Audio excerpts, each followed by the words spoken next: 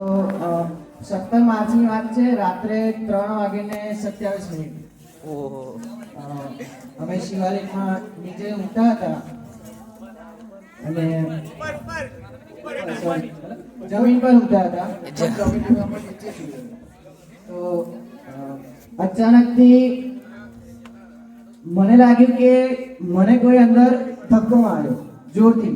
આમ મારી પર કોઈ આખો સાપ ફોટો ને એવું લાગે. એમ તો અચાનકથી લાગે કે આમ કોણ રાત્રે કોણ આવી ગયું એમ.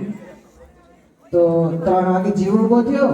તો કાર્તિક ખબર નહીં એને શું થયું પણ એ જોરથી ધક્કા મારવા લાગ્યો બધાને.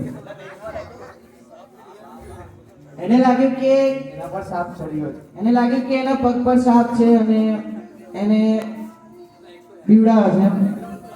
અંધારામાં કોઈ બેઠ્યો એવું લાગે. તો મેં તો બેડ નીચે ગયો એટલો બીજો કે બધા જોરથી બૂમો પાડી કે ઊભા થાવ કઈ થઈ ગયા મને. તો બધા ઊભા થયા, લાઈટ ચાલુ કરી. તો કાર્તિક એક બીજા બ્લોકમાં જતો રહ્યો, જોરથી બૂમો પાડવા લાગ્યો. ઓમ કુલદીપ હતા 12મા વાળા, તો જોરથી બૂમો પાડવા લાગ્યો એકદમ. તો ઓમ પટેલ એને જોરથી પકડી લીધો અને પછી કાર્તિક ધીરે ધીરે શાંત થયો. તો પછી લાઈટ ચાલુ કરી, બધા જાગ્યા અને મને કોઈ કહે કે જ્યાં પાણી ભરલા એના માટે.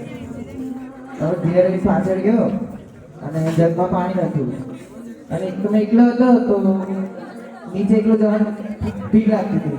તો મેં પાછળ બસ જોયા કરતો હતો બહુ અને કાર્તિકને શ્વાસ ચડતો હતો. મેં કહું નીચે કેવી રીતે જાઉં. તો પછી ધીરે ધીરે બધા માથોડ આવ્યા. પછી કાર્તિક એકલો ઉપર હતો, બધા નીચે જઈને વાતો કરે કે એને શું થયું એમ. તો કાર્તિક એકલો ઊંઘી ગયો. હવે વિચાર્યું કે આવું થયું. પછી કાર્તિકને ધીરે ધીરે ઊંચો કરી નીચે બોલાવ્યો.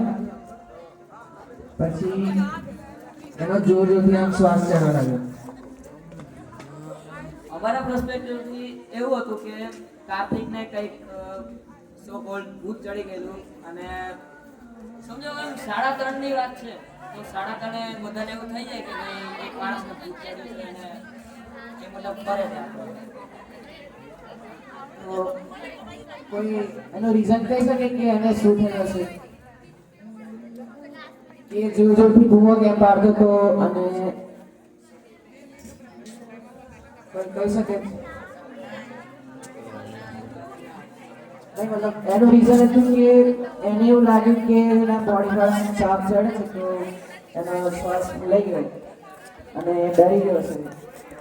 પછી બધાને ધક્કો મારવા લાગ્યો. સપનામાં આવ્યો હશે. પછી એના ભાનમાં આવ્યો તો કે જ્યારે ઊંઘવાનું ટ્રાય કરે છે તો એને લાગે કે કોઈ આમ કરીને જુએ છે કે મને ઊંઘવા ના દે. અને તું બેસ, મેં ઊંઘી જાઉં, પછી તું ગયા શાંતિ.